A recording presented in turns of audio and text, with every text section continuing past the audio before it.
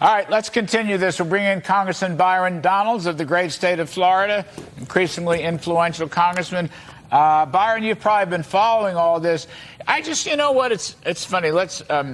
We can talk legal, but it's more fun to talk politics about this.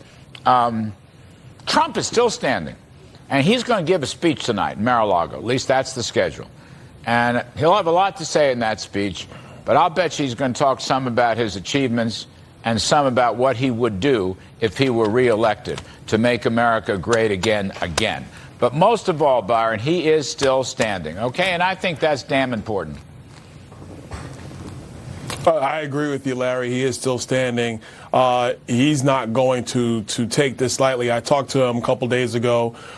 He was not happy, obviously, but I mean, you know Donald Trump like I do. He's a fighter. He's not going back down from this kind of stuff. So for the people on the Democrat side of the aisle, the radical left, who think that this is the final thing to get Trump, guess again. He's only going to push back stronger. I just wish I was going to be in Mar-a-Lago tonight to hear the speech personally. Well, let's fly down there. Come on, we'll get one of those NetJet things and just you and I go down together. I don't know. Maybe I'm not. Of course I'm allowed to go down. What do you want to hear him say? That's too rich for my blood. I got to decline. I got to decline real quick, Larry. House ethics. I can't join you on that. Oh, God, I forgot. I know. I can barely buy you a Diet Coke anymore. Well, that was in. I was in there a couple years ago. It was the same problem. That's why I starved and ate into my savings. Anyway, that's subject for another segment. Byron, what would you like to see the president mention tonight? You have great judgment and good political feel. What should he be talking about? First thing is, I mean, obviously, there's probably some things with his attorneys he can't get into specifically. But what I would mention generally is that you cannot have a system where we're going after political opponents just because you want to play gotcha. That's not America. Now, if there's something tangible, well, then that's a different story for another day. Nobody's above the law. But what's happening is outrageous. And then right after that, I go straight to the agenda. Joe Biden has failed this country. House Republicans have already uncovered the fact that his family took $1 million that we can now verify from a Chinese company, divvied up amongst the family. Is Joe Biden compromised? Look at our southern border. Look at inflation. You know, when he was president, everybody's 401k was looking good. Small business owners were doing well. Minorities were earning more than they ever had in this country. People were getting ahead in America, and the radical left were so deranged. They wanted to get Trump so badly. Look at what's happened to the everyday American. I think I would focus on that. That's where I would go. Me too. I call it Make America Great Again. You know, Byron, I just want to go back to this OPEC production cut, OPEC Plus, which means Saudi Arabia and Russia. They're equal partners in this production cut.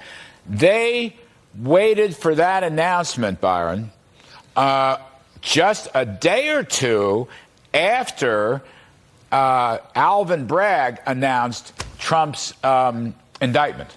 You think that was a coincidence? Indictment, Banana Republic, make America look awful, Joe Biden does nothing, and then here come the Arabs come out, and then they're going to cut production by over 1 million barrels, drive oil up to $100 a barrel, help finance Vladimir Putin, and still Biden says nothing about that. Now, I wouldn't mind seeing Trump talk a sentence or two about that, but what do you think about that? I don't think there are any coincidences in life. No, look, I got to agree with you, especially in politics and geopolitics. There's very little coincidences. I mean, look, this production cut might be great for them. It's going to be bad for Americans. You're going to see energy prices rise. And we're still dealing with this inflation that Joe Biden unleashed on the American people. It's going to make matters worse. You couple that with the fact that now banks are starting to tighten their lending for their reasons. And in some respects, I understand why they're starting to tighten lending. You have Federal Reserve raising interest rates. This is going to have a negative impact on our economy here at home. And Larry, the worst part is it can all be avoided. Yeah. All Joe Biden has to do is reverse his silly energy policy that says we got to be green while the Chinese and the Russians are pumping more oil, pumping more gas. They're building nuclear reactors. They like coal. They want to corner the world on energy while we want solar panels and windmills. I mean, it just doesn't make any sense at all. Byron, you see what Janet Yellen said, the alleged Treasury Secretary? She said the misnamed Inflation Reduction Act. Do I get that right? Yeah, Inflation Reduction Act, which it wasn't. She said, guess what? Wait for it. Hold on a second. It was really a climate bill. Don't you love that? Had nothing to do with inflation. And then one of the Wall Street firms repriced it. It's not costing $300 or $400 billion.